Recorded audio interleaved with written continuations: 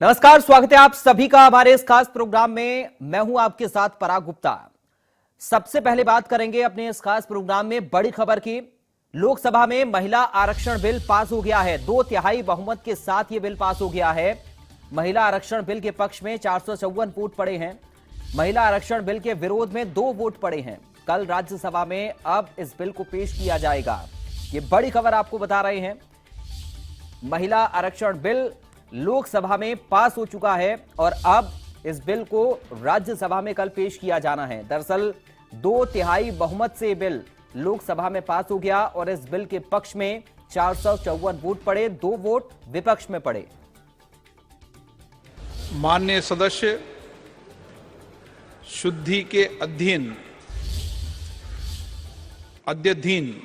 मत विभाजन का परिणाम इस प्रकार है। हाँ 454 454, 454, ना 2। प्रस्ताव की कुल सदस्य संख्या के बहुमत द्वारा सभा के उपस्थित और मतदान देने वाले सदस्यों के कम से कम 2/3 बहुमत द्वारा पारित हुआ। अब सभा विधेयक पर खंडवार विचार करें।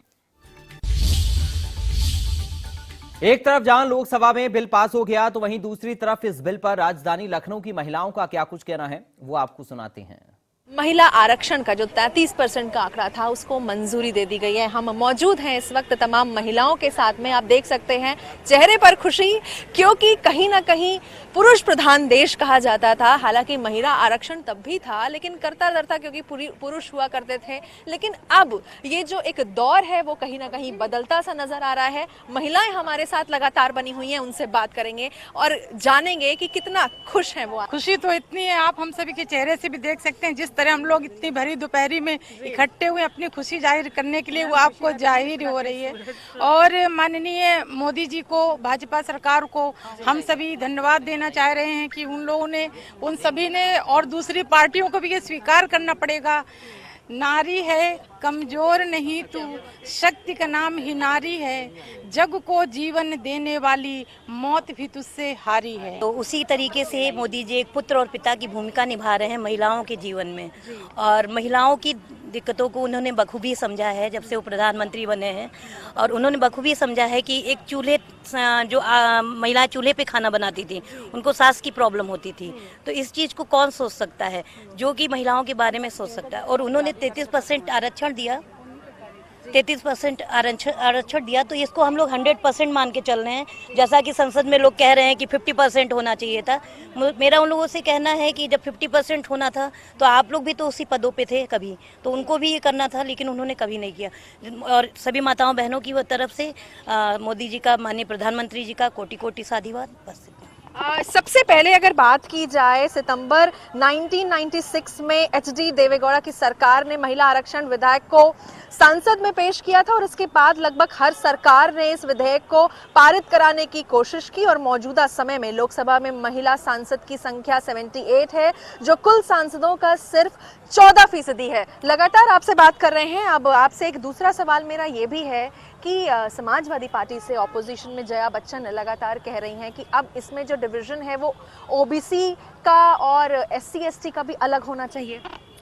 हाँ, तो वो कह रही है ना, वो आगे भी तो देखें कि SC ST और OBC कितनी है, ये तो वो देखी नहीं। एक्चुअली विपक्ष आज कुछ करने को कहने के लिए बचा नहीं है, इसलिए वो अनारगलत बातें कर रहे हैं कि इसमें SC को भी मिलना चाहिए था, OBC को भी मिलना चाहिए था। अपनी गवर्नमेंट में तो उन्होंने कुछ किया नहीं मैम। देखिए, जैसे सोनिया जी कह रही हैं कि भाई हमने भी पारित करने के लिए किया था या लाए थे, यानी पर पारित तो नहीं कर पाई थी ना। आप एक महिला होकर महिला का दर्द नहीं समझ पाई। उसके बाद मायावती जी कह रही है 50% होना चाहिए। अरे आपने अपनी सरकार में 20% ही कर दिया, तो 10% तो हम मानते हैं कि भाई आप 50% नहीं की, कम से कम मोदी जी ने 33% किया। तो अगर आज 33% हुआ है तो आगे चल के हो सकता वो तो 33 उन्होंने किया, हम लोग तो 100% मान के चल रहे हैं, क्योंकि जितनी योजनाएं हैं, महिला प्रधानमंत्री इंदिरा गांधी भी थी, कभी उन्होंने स्वच्छता को लेके कभी उन्होंने ध्यान दिया कि महिलाओं को शौच के लिए शौचालय होना चाहिए? कभी नहीं। पुरुष होके मोदी जी ने आते ही जो है शौचालय का ध्यान दिया कि महिलाओं को बस शौचालय से लेके मेडिकल, शिक्षा, हर कुछ मोदी जी ने दिया। और ये जो 33% दिया, इसको हम लोग 100% मान के चल रहे हैं। ऐसे मोदी जी, ऐसे ही मोदी जी के समय में, और पूरी तरह से आज उन्होंने जब 33% लागू किया है, ये तो एक जनता, हम सब महिलाओं के लिए हर्षोल्लास का विषय है। और मोदी जी ने तो हम लोगों को पहले ही 100% दे रखा था। जितनी भी सुविधाएं वो निकालते हैं उसमें सब महिलाओं को ध्यान में रखते हुए सारी आप जितनी भी योजनाएं देख लें, सब में महिलाओं को उन्होंने प्रदान कर दिया है। ऐसे अपने देश के प्रधानमंत्री को कोटि कोटि नमन करती हूँ। 50% हमारी आबादी, तो 50% हम मांग करेंगे रिजर्वेशन की। और महिलाओं को कृपा करके मैं सभी सरकारों से हाथ जोड़ के विनती करूंगी कि महिलाओं को आपस में बांटने की कोशिश न की जाए।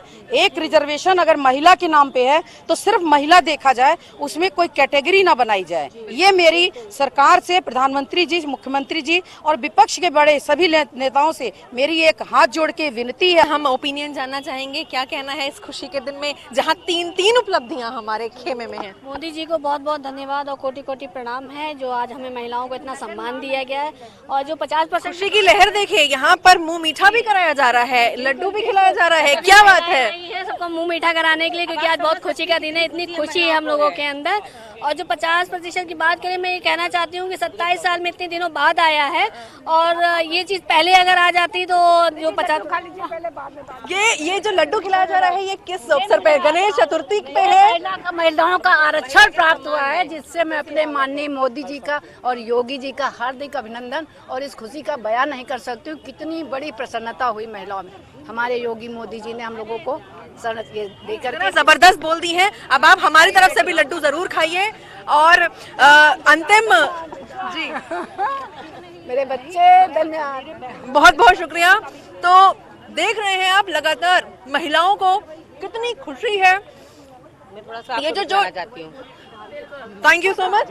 ये जो जोश है ये अब आया है। लगातार कहा जा रहा था पुरुष प्रधान देश है, लेकिन आज महिला डंके की चोट पर कह सकती हैं कि उनका भी अस्तित्व है। और आज जो 33% रिजर्वेशन बिल को मंजूरी मिली है, इससे सभी महिलाओं में खुशी की लहर है। लखनऊ से वीडियो जर्नलिस्ट कफील के साथ मैं निकिता सरीन, इंडिया न्यूज के लिए।